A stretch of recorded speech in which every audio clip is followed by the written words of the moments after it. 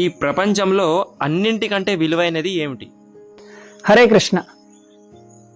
చిన్నప్పుడు 2nd క్లాస్లో ఉన్నప్పుడు ఒక ఫోటో తీసుకోండి. 10th క్లాస్లో ఉన్నప్పుడు మీరు మళ్ళీ మీ ఫోటో మీరు చూసుకోండి. ఇంటర్ తర్వాత ముసలోడు అయినప్పుడు ఇలా మీరు ప్రతి ఒక్క 5 ఫోటోలు మీ జీవితంలో తీసుకొని చూసుకోండి. ఈ శరీరము ఆ ఫొటోస్ మీరు వేరే వాళ్ళకి చూపెట్టండి, వాళ్ళు గుర్తిస్తారా ఇవన్నీ వేరే ఎవరెవరివి అని అడుగుతారు. కానీ మీకు తెలుసు అవి మీ ఫొటోస్ అని మీకు తెలుసు. ఎందుకు?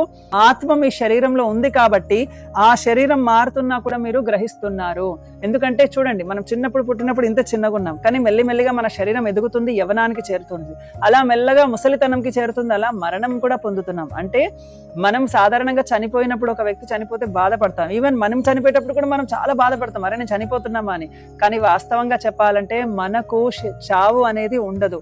పుట్టుక, పెరగడం, ముసలితనం రావడం, మరణం అనేది ఈ శరీరానికి కలుగుతుంది, కానీ శరీరం లోపల ఉన్న మనకు అంటే జీవాత్మకు జరగదు. ఈ జ్ఞానము మానవ జన్మలే పొందుతాము.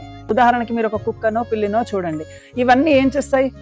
ఉదాహరణకి ఇప్పుడు బొద్దింకనే తీసుకోండి. బొద్దింకలన్నీ సాధారణంగా బాత్రూమ్స్ లో కనిపిస్తుంటాయి. బొద్దింకలలో కూడా ఆడ బొద్దింక ఉంటది, మగ బొద్దింక ఉంటది. అవి అన్ని కూడా డిస్కస్ చేసుకుంటే అప్పుడే చిన్న చిన్న పిల్లలందరూ వస్తారు. అంటే ప్రతి ఒక్క జీవరాశిలో కూడా తినడం, పడుకోవడం, మైదున భోగం చేయడం, తనను తాను రక్షించుకోవడం, ఈ 4 కార్యాలు మాత్రమే చేస్తున్నాయి. అవి ఎప్పుడు కూడా ఇప్పుడు నేను చెప్పానా, ఈ పుట్టడం, ముసలితనం, మరణం, ఇవి చూడండి మనకు శరీరము, ఆత్మ, ఈ జ్ఞానము ఏ జీవరాశి అర్థం చేసుకోలేదు.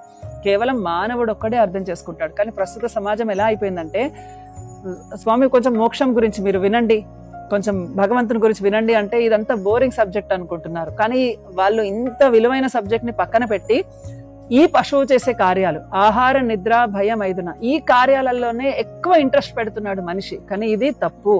మానవుడు ఈ జన్మ మృత్యువు నుంచి ఎలా బయటపడాలి ఆలోచించాలి. అందుకే మానవ జన్మ అనేది అన్నిటికన్నా ఉన్నతమైనది ఈ ప్రపంచంలో. ఈ విషయం తెలుసుకోవాలి. అందుకే కృష్ణుడు కూడా స్వయంగా నిర్ధారిస్తున్నాడు, బహునాం జన్మానామంతే జ్ఞానవాన్ మా ప్రపద్యతే వాసుదేవ సర్వమితి సమహాత్మ సుదుర్లభ.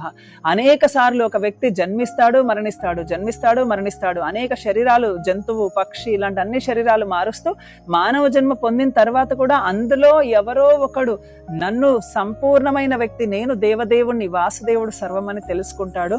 అత్యంత ఉన్నతుడు వాడని చెప్తున్నాడు. అంటే మానవుడు ఒక్కడే ఈ ఆత్మజ్ఞానాన్ని తెలుసుకోగలుగుతాడు. కాబట్టి మానవ జన్మ అనేదే ఉత్తమమైనది.